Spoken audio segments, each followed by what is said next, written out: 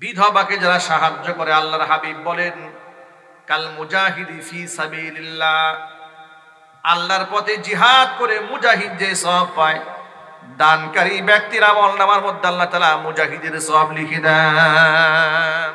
বাবা মার প্রতি আজকে মুসলমানদের দেশে এত বেশি অবহেলা, দুঃখ লাগে মনে, কষ্ট লাগে মনে। মা বাবার প্রতি মানুষ এহেন আচরণ কিভাবে করে, এমন নিকৃষ্ট ঘৃণ্য আচরণ কি করে করে। গতকালকেও রিপোর্টে দেখলাম সন্তানেরা বৃদ্ধ বাবাকে প্যারালাইজড হয়ে গেছে, রাস্তায় ফেলে পালিয়ে গেছে। সন্তানেরা কি করে পারে বাবা মাকে বৃদ্ধ বয়সে অবহেলা করতে, এটা আমার মাথায় আসে না। অথচ যে মুসলমানকে শিক্ষা দেওয়া হয়েছে রিদাল্লাহি ফি রিদাল ওয়ালিদাইন ওয়া সাখাতুল্লাহি ফি সাখাতিল ওয়ালিদাইন, বাপ মা যদি রাজি হয়ে যায় আল্লাহ রাজি হয়ে যান, বাপ মা যদি নারাজ হয়ে যান স্বয়ং আল্লাহ পাক বান্দার উপর নারাজ হয়ে যান। সূরা আনকাবুতের ছোট্ট একটা আয়াতে কারিমা আপনাদের সামনে খুতবার মধ্যে তেলাওয়াত করেছি। আল্লাহ তাআলা আয়াতের মধ্যে বলেছেন ওয়াসাইনাল ইনসানা বিওয়ালিদাইহি হুসনা, দুনিয়ার মধ্যে যত মানুষ আছে সমস্ত মানুষদেরকে আমি আল্লাহ নির্দেশ দিয়েছি তারা যেন বাপ মার সাথে উত্তম ব্যবহার করে। ওয়া ইন জাহাদাকা, তোমার বাপ মা যদি তোমাকে চাপ প্রয়োগ করে, বল প্রয়োগ করে, লিতুশরিকা বি, আমার সাথে শরীক করার জন্য, ফালা তুতিউহুমা, শুধু এই ক্ষেত্রে তাদের কথাকে মান্য করবে না, বৈধ সকল কাজে বাপ মার কথা মানা ফরজ। ইলাইয়া মারজিউকুম, কেন মান্য করবে না শিরিকের কাজে? তোমাকে তোমার বাবা মা সকলকে ফিরে আসতে হবে আমি আল্লাহর কাছে। ফাউনাব্বিউকুম বিমা কুনতুম তা'মালুন, তোমাদের কর্ম সম্পর্কে আমি তোমাদের সমস্ত খবর জানিয়ে দেব। প্রিয় ভাইরা আমার, বাপ মার খেদমত করা সুন্নত না ফরজ? জোরে বলেন। শুনে আপনারা খুশি হয়ে যাবেন। বাপ মার পেছনে টাকা ঢাললে, কসম আল্লাহর টাকা যদি আপনি খরচ করেন, একটি টাকাও বিফলে যায় না, একে তো পরকালে ইনভেস্ট হয়ে যায়। সাথে সাথে যত সন্তান বাপ মার পেছনে যত বেশি টাকা খরচ করবে, আল্লাহ তাআলা সম্পদের মধ্যে তত বেশি বারাকা দান করে দিবেন। আমরা যে টাকা ইনকাম করি সন্তানেরা, আমাদের টাকায় বাপ মার কতটুকু হক আছে এটা জানা দরকার আছে না ভাই? অনেক সন্তানরা মনে করে আমার টাকার মধ্যে সবার প্রথম হক আমার, আমার ছেলের, আমার বউয়ের। বাপ মাকে যদি আমি ইহসান করে দরদ করে কিছু দেই তাহলে পাবেন, না দিলে পাবে না। এই তো সন্তানদের মন মানসিকতা অধিকাংশ সন্তানই, ঠিক কিনা বলেন? এবার প্রশ্ন শুনে, এই প্রশ্নটা নবী করিম সাল্লাল্লাহু আলাইহি সাল্লামের কাছে একজন সাহাবী এসে বলেন, ইয়া রাসূলুল্লাহ, হযরতে জাবের রাদিয়াল্লাহু তাআলা আনহু হাদিসের রাবী, হাদিসটা আবু দাউদ শরীফের মধ্যে এসেছে। হযরত জাবের বলেন, জনৈক ব্যক্তি এসে রাসূলুল্লাহর কাছে নিজের পিতার বিরুদ্ধে নালিশ করে বলছেন, ইয়া রাসূলুল্লাহ, আমার কিন্তু সম্পদ আছে, কিন্তু আমার সন্তান আছে, পরিবার পরিজন আছে, কিন্তু আমার বাবা আমার পকেটের টাকা আমার পারমিশন ছাড়াই খরচ করে। নবীজি বুঝতে পারলেন বাবার বিরুদ্ধে নালিশ দিয়েছে ছেলে, ছেলের পকেট থেকে বাবা পারমিশন ছাড়া টাকা নিয়ে নেয়। আল্লাহর নবী সাথে সাথে বললেন, আনতা ওয়া মালুকা লিওয়ালিদিকা, শুধু সম্পদ কেন, তুমি নিজে এবং তোমার সম্পদ সবকিছু তোমার বাবার মালিকানা দিন। সুবহানাল্লাহ। আনতা, তুমি নিজে, ওয়া মালুকা, এবং তোমার সম্পদ, লিওয়ালিদিকা, তোমার পিতা। সুবহানাল্লাহ। এবার কোরআন শরীফ থেকে আয়াত শুনে আল্লাহ কি বলেন এই ব্যাপারে? ইয়াসআলুনাকা মাযা ইউনফিকুন কুল মা আনফাকতুম মিন খায়রিন ফালিল ওয়ালিদাইনি ওয়াল আকরাবিনা ওয়াল ইয়াতামা ওয়াল মাসাকিন ওয়া ইবনিস সাবিল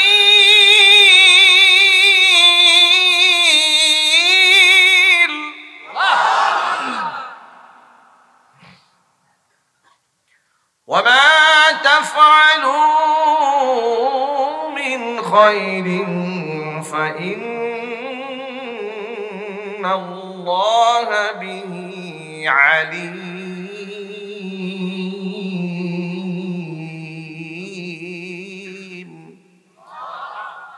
আল্লাহ আল্লাহ পাক বলেন ইয়াসআলুনাকা মাযা ইউনফিকুন, নবীজি ওরা জানতে চায় তারা কি খরচ করবে।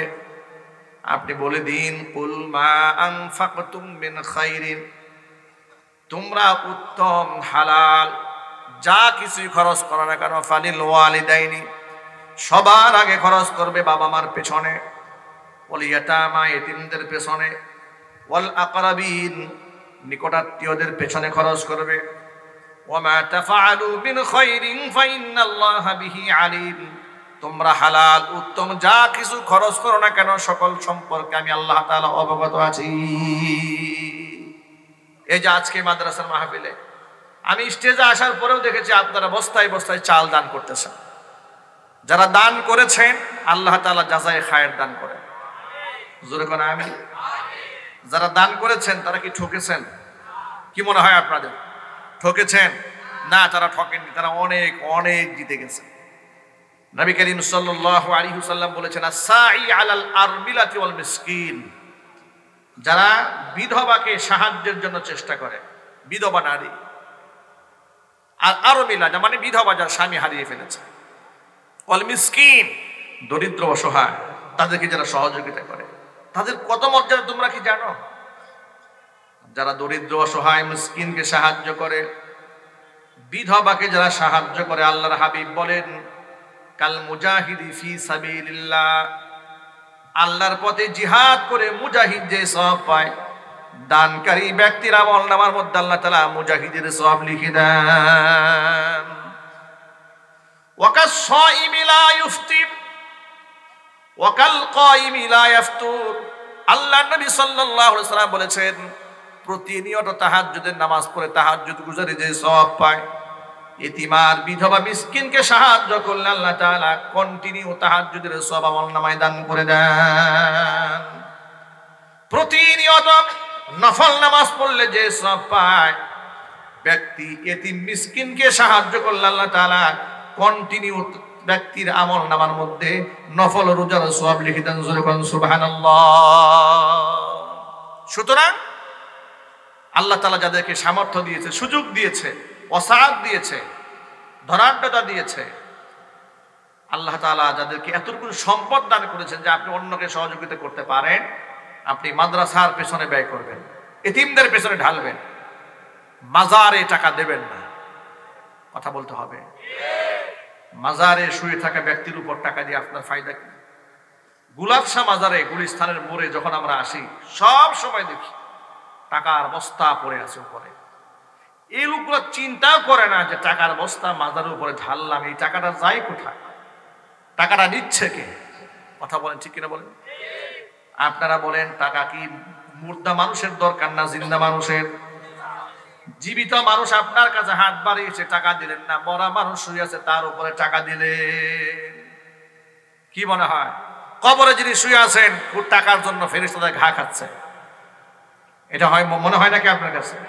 টাকাটা দিলেন কেন?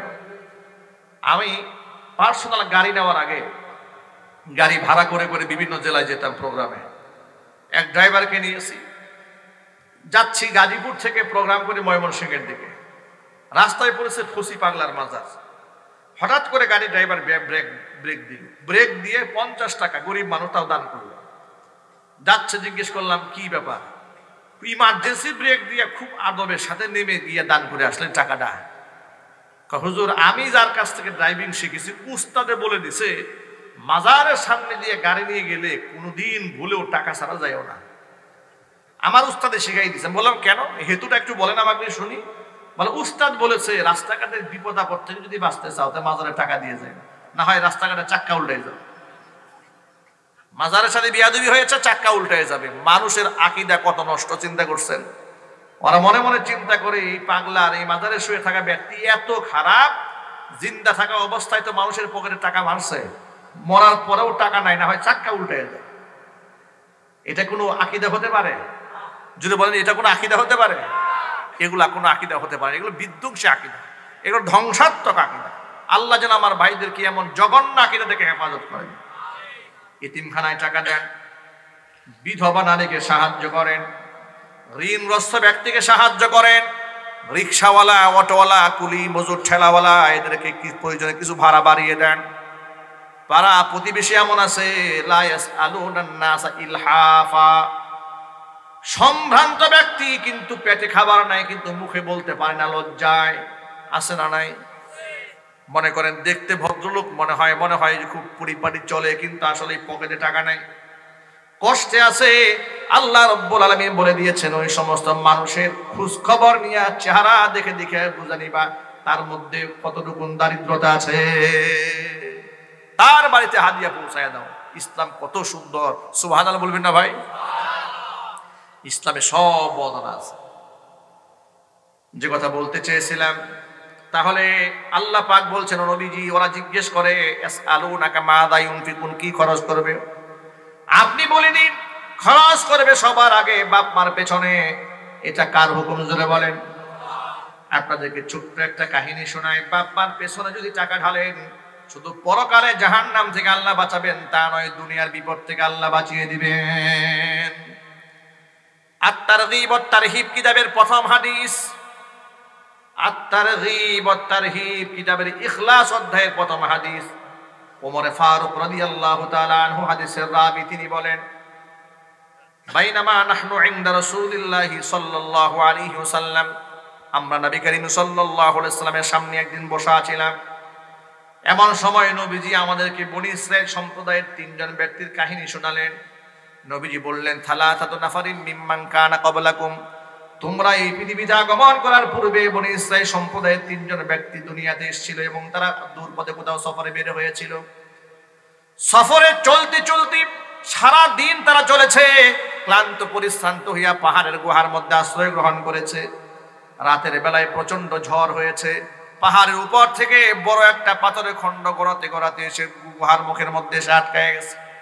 তিনজন ব্যক্তি পাহাড়ের গুহার মধ্যে আটকায় যাওয়ার পর মনে মনে চিন্তা ভাবনা করলেন, এমন জায়গার মধ্যে আমরা আটকা পড়ে গেছি, যদি আমরা এখানে মরে গলে পচে হাড্ডিসার হয়ে যায়, এই দুনিয়ার কেউ জানবেও না, শুনবেও না। কিন্তু আপনারা বলেন, যেখানে কেউ দেখতে পারে না সেখানে কে দেখতে পান? যেখানে কেউ সাহায্য করতে পারে না সেখানে কে সাহায্য করেন?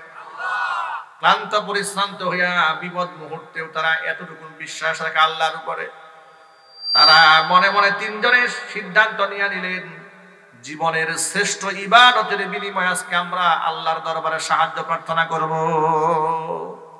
নিশ্চয়ই আমাদের রব আমাদের দোয়া বিফলে ফেলবেন না।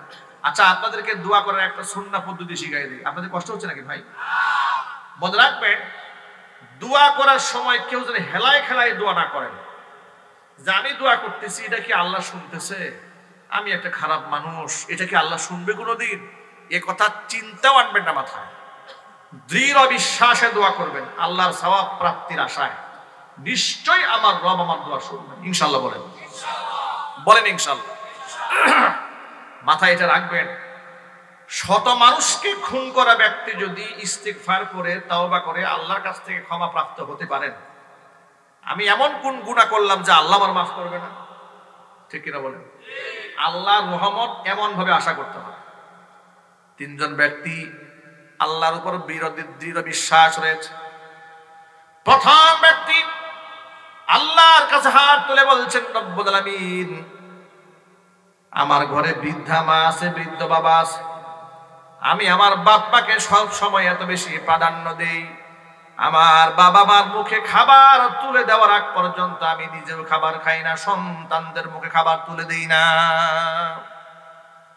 কোনো এক রাতে আমি বাড়ি ফিরতে দেরি হয়ে গেল, বাড়িতে গিয়ে দেখি আমার বৃদ্ধা মা ঘুমিয়ে পড়েছে, বৃদ্ধ বাবা ঘুমায় গেছে।